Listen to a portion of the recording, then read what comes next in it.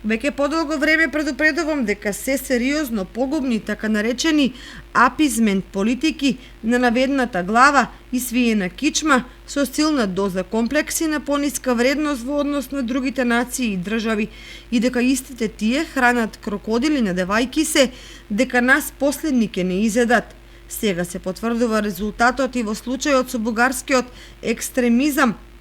на официјална Софија. Во оваа фаза веќе станува збор за фашизам и отворен национал-шовинизам со силна доза иредентизам по линија на Сан Стефанска Бугарија. Од тука единствен логичен заклучок и според теоријата за решавање конфликти и според потврдените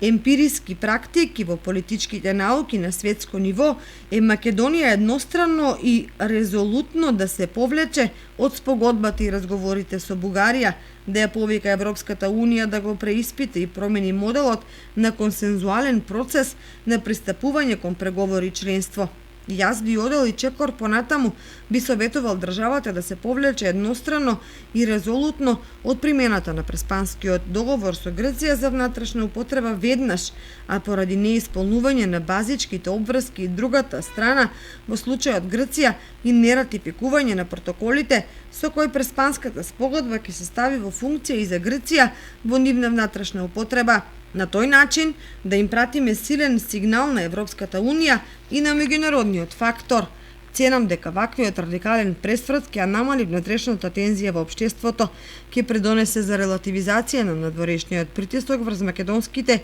идентитетски одредници и ќе придонесе кон национално помирување на внатремакедонско национално единство, но и ќе го поврати авторитетот на Македонија на меѓународен план, а ќе ги врати и националната гордост и достоинство кај македонскиот народ, кој е базичниот политички суверен на овие македонски простори, секако во партнерство и со албанската етничка заедница и преостанатите малцински етнички групи. Потребна е нова политичка сила на власт. Освен Интегра нема друга партија која сака, знае, умее и има храброст да го изведе државнички рисетот на македонското општество, вели професор Љупчо Ристовски.